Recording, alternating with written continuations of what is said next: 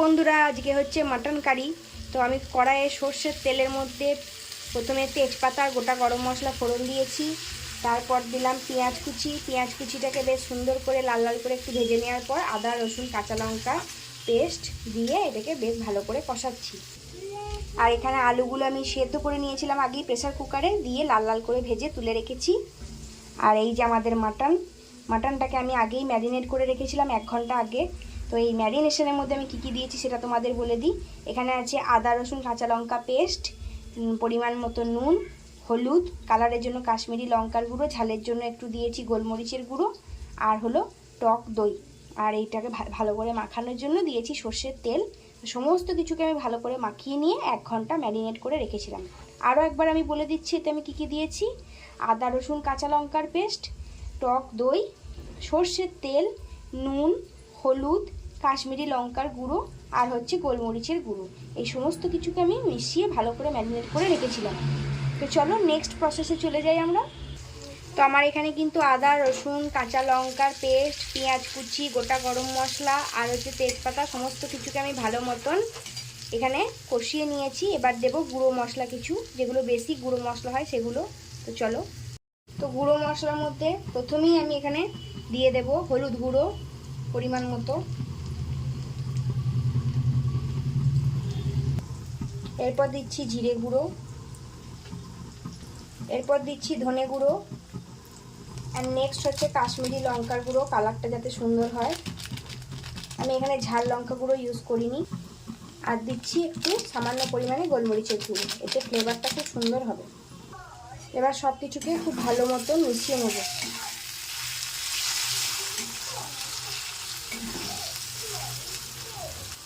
আমি এখনো পর্যন্ত কিন্তু এখানে কোনো রকম জল ইউজ করিনি। আমি এখান থেকে মশলাটা একটু বেশ ভালো করে কষিয়ে নেওয়া হয়ে যাবে, তারপরই মাটন যেটা আমি ম্যারিনেট করে রেখেছি সেটা অ্যাড করব এতে। এবার আমি এর মধ্যে ম্যারিনেট করা যে মটনটা সেটা দিয়ে দিচ্ছি। এখন আপাতত গ্যাসের ফ্লেমটা কমানো আছে, কিন্তু মটনটা দেওয়ার পর কিন্তু গ্যাসের ফ্লেমটা হাই করে আমি বেশ ভালো করে মটনটার সাথে মশলাটা মিশিয়ে নিয়ে এটাকে কষাতে লাগবো মিনিট 10 মতন। এখানে আমার 1 কেজি মাটন আছে, তো সেই পরিমাণ হিসেবে আমি মশলাগুলো দিয়েছি। মশলা কতটা কি দিয়েছি আমি মেনশন করলাম না, আপনারা আপনাদের পরিমাণ মতো দেবেন। এবার আমি গ্যাসের ফ্লেমটাকে বাড়িয়ে দিয়েছি আর মাংসের সাথে কষানো মশলাগুলোকে বেশ ভালোভাবে মিশিয়ে নেব। আমি কিন্তু একটু চর্বি সমেতই মাংসটা নিয়েছি, যেটাকে রেয়াজি খাসি বলে। এই চর্বির ফ্লেভারটার মধ্যে যখন আসবে মাংসটা খেতে খুব ভালো হবে। আমি এখানে কিন্তু খুব ভালোভাবে মশলার সাথে মাংসটাকে মিশিয়ে নিয়েছি এবং এটাকে বেশ কষিয়ে নিচ্ছি। এবার এটা আমি কিছুক্ষণের জন্য ঢাকা দিয়ে গ্যাসের ফ্লেমটা একটু কমিয়ে দেব, যাতে মাংসটা থেকে একটু জল রিলিজ হতে পারে। আমি এখানে এখনো পর্যন্ত কোনো রকম জল ইউজ করিনি। তো আমি এখানে কিন্তু মাংসটা চাপা দিয়ে কিছুক্ষণের জন্য হতে দিলাম। চলো এবার ঢাকাটা খুলে দেখা যাক কি পরিস্থিতি। তো দেখো বন্ধুরা, অনেকটা পরিমাণে জল বেরিয়েছে কিন্তু আমার মটনটা থেকে, তোমরা দেখতেই পাচ্ছ। তো এবার এটাকে আরও কিছুক্ষণ আমি কষিয়ে নেব। তো আমি এটাকে কিছুক্ষণ নাড়াচাড়া করে নেওয়ার পর কিন্তু এর মধ্যে এবার দিয়ে দেবো টমেটো বাটাটা। এখানে আমি 1.5 খানা টমেটো বেটে দিয়েছি। আর আমার পেঁয়াজের পরিমাণ মোটামুটি বড় সাইজের পেঁয়াজ 5টা। যেহেতু টক দই দিয়েছি তাই টমেটোর পরিমাণটা আমি কম দিলাম। যারা টক দই না দেবে তারা টমেটো পরিমাণটা বাড়িয়ে দেবে, তবে টক দইটা আমি বলবো দিতে, এতে কিন্তু টেস্টটা খুব সুন্দর আসে। আর মাংস যত কষানো হবে কিন্তু মাংসর টেস্ট ততই বাড়বে, আমি এটাই মনে করি আর সবাই এটাই মনে করে আশা করছি। আমার এখন মাংস কষানো চলছে। আর যেহেতু মাটনটা একটু কষাতে সময় লাগে, রান্না হতেও সময় লাগে, বাট এইভাবে রান্নাটা করলে অনেকটাই তাড়াতাড়ি হয়। এটা ভাইফোঁটা স্পেশাল মাটন কারি। তো যারা যারা ভাইফোঁটা দেবে অবশ্যই ভাইদেরকে এইভাবে রান্না করে খাওয়াবে, ভাইদের শরীরও ঠিক থাকবে আর ভাইরা খেয়ে দিদির খুব প্রশংসাও করবে যে হ্যাঁ আমার দিদি খুব ভালো রান্না করেছে, এই ব্যাপার। কারা কারা মাটন খেতে ভালোবাসো অবশ্যই কিন্তু কমেন্টের মাধ্যমে আমাকে জানাতে ভুলো না।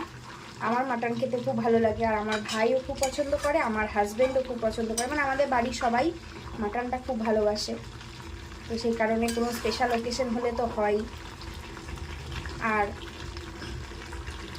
মাটনটা কম বেশি সবাই ভালোবাসে, অনেকে শরীরের জন্য খেতে পারে না, বাট মাঝে মধ্যে একটু একটু খেলে কোনো প্রবলেম নেই। এখন কম বেশি সব মানুষেরই কিছু না কিছু কারণে রেড মিটটা খাওয়া বারণ, বাট মাঝে মধ্যে একটু আধটু খাওয়া তো চলেই, তাই না?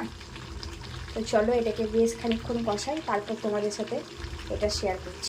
তো দেখো বন্ধুরা, আমার মাংসর থেকে কিন্তু খুব ভালো মতন তেল রিলিজ হয়ে গেছে, আর এটা কষানো কমপ্লিট। আমি এবার এটাকে প্রেসার কুকারে দিয়ে দেব এবং 5টা সিটি মেরে ফেরত আসছি।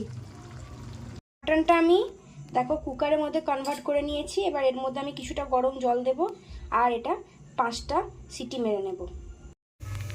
তো এই যে প্রেসার কুকারে দেওয়া হয়ে গেছে, এবার এটাতে পড়ছে সিটি, একটা পড়লো, অ্যান্ড এই যে পড়লো। এবার আমি গ্যাসটা বন্ধ করে দিলাম, আর এই সিটির যে বাষ্পটা এটা বেরিয়ে যাওয়া পর্যন্ত আমি এটাকে এভাবেই রেখে দেবো আপনি থেকেই। এটা যখন ঠান্ডা হবে তখন আমি এই কুকারটা খুলে নেব। তো এই যে দেখো বন্ধুরা, আমার কিন্তু মাংসের ফাইনাল লুকটা তোমাদের দেখাচ্ছি। এবার আমি এতে কাঁচা লঙ্কা দিয়েছি, আর হ্যাঁ, আমি এই ওপরে যে দেখতে পাচ্ছ সাদা সাদা, এগুলো নুন, পরিমাণ মতো নুনটাও দিয়ে দিলাম। আমার একটু নুন কম হয়েছিল তার জন্য। তো আমার মাংস রান্না কিন্তু একদম শেষের দিকে চলে এসছে। তো এবার আমি এর মধ্যে গরম মশলার গুঁড়োটা দেব। তো এই যে বন্ধুরা, আমি এবার গরম মশলার গুঁড়োটা এর মধ্যে মিশিয়ে নিচ্ছি এবং এটা ঢাকা দিয়ে মিনিট 5 আমি ফ্লেভারটা গরম মশলার এর মধ্যে হতে দেব। তো আমার মাটন রান্না কিন্তু কমপ্লিট, তোমরা সবাই দেখতেই পাচ্ছ। তো দেখা হচ্ছে অন্য কোনো ভিডিওতে। সবাই ভালো থেকো, সুস্থ থেকো, আর ভালো লাগলে একটা লাইক করে দিও। আমার চ্যানেলকে সাবস্ক্রাইব করতে একদম ভুলো না। টাটা।